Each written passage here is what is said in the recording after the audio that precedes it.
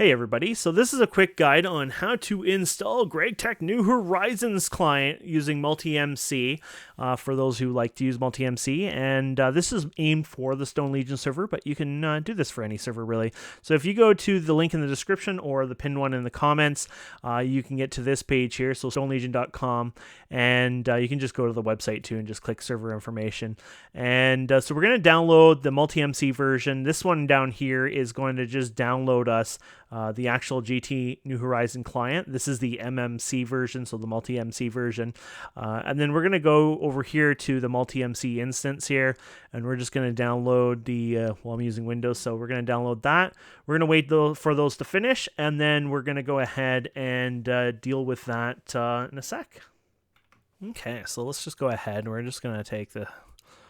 So we're going to just take these two and throw them on our desktop. Boom. And we'll throw this on our desktop. Boom. And then we'll go over here, and I'll throw this on my desktop here, just one on the other screen here. I might have one called MultiMC exactly. Do I? I do. Okay, so what I can do is, well, I can just rename that one. Let me just rename that quickly on the other side here. I got a bunch of monitors running here, so it's getting mad. Apparently, it doesn't like that one. Can't complete folder is open. Folder is open to what? Oh, okay. No, it is not open. Oh, because MultiMC is open. There you go. Okay, so we're going to pretend this is a whole new instance. So you're going to open up the MultiMC stable here, zip, and we're just going to drag this onto the desktop here. And we're going to go and open this up. Now, if you have Java and all that installed, which I really hope you do, because I'm not going to help you with that part. By now you should know how to install Java 8. But you're just going to go through the thing. It should, if you haven't already Java installed, it should already come up with this. I recommend changing this to, I would say 6144, but you could do 4096. But if you go into single player, you might have some problems with that. On a server, you could probably definitely get away with 4096. But 6144 is what I usually do. You don't want to put a bunch of memory to this because you'll have higher garbage collection hitting you. So it's already located my Java, so I have version 1.8, 292. So basically, you should have 1.8, 292 or higher. At this point, there's no need to use like an older one, like some people have like 80 or something stupid. There's no need to be using something that old anymore. So we just go next. Do you want it to collect any analytic information? So we can say no thank you. So uncheck that. We can hit finish. And then basically what you can do is you can manage your accounts here.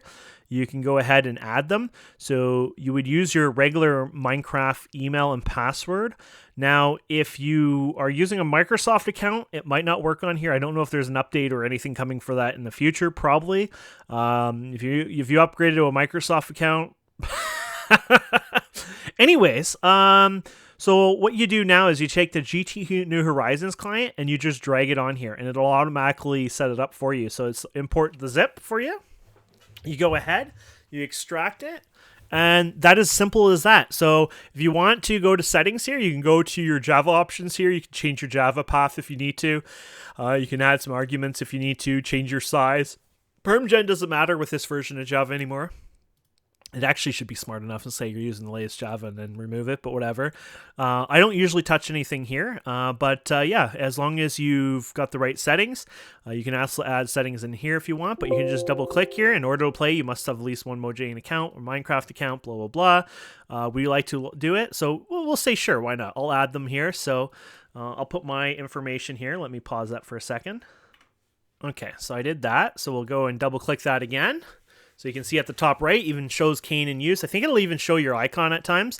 So what it's doing now is it's actually downloading the proper libraries and everything else that's required from Mojang. So it's downloading the 1.7 client, it's downloading the library files, everything that's required to run it.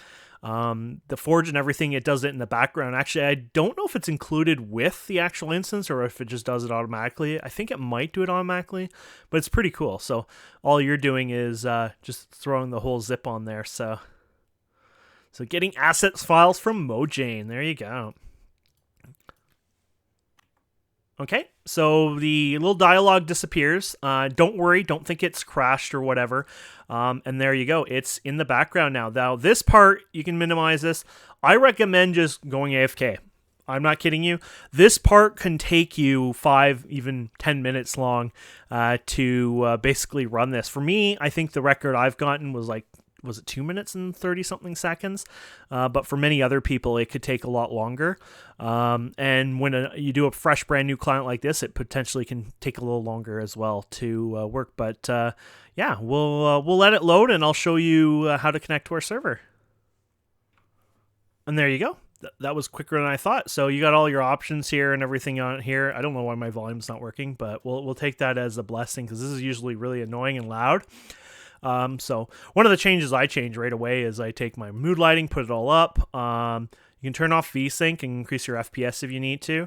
I like to change my GUI scale personally to large, but you have all your settings there. You can put Optifine on here. I think the newest client has Fastcraft 1.25, so you can actually just drop the latest version of the 1.710 Optifine in there. It shouldn't crash. If you do have 1.23 of Fastcraft, it will have issues. And then you open multiplayer, and there's us right here. So it's saying hello. It knows me because it's my IP address is linked to it. But basically, yeah, you just double click and you'll join the server. Now, it does take a bit to join the server. Don't click anything. If you got, buttons you want to click, especially on your mouse, things like that, don't do that. If you have another monitor, you're in a totally different window, you should be okay. But when you start interacting and doing anything, it might crash the client. Same with when it's loading. So you want to be a bit more patient there. But it didn't take very long at all. I didn't even realize it was like, oh, it's already done loading. I saw it in the background there. I'm like, oh, crap.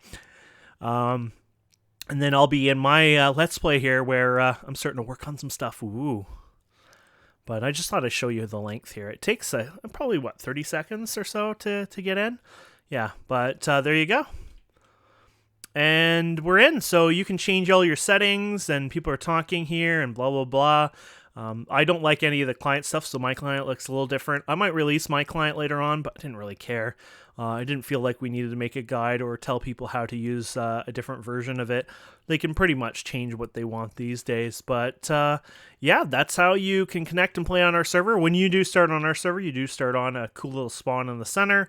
And then you go from there to a little bunker. And then from there, you explore the world. So you can watch my Let's Play series. I guess I'll put it at the very end of this one, where you can learn more about that. But anyways, thank you so much for watching, my friends, and have yourselves a wonderful day. And yeah, hope you enjoyed GTNH. Goodbye.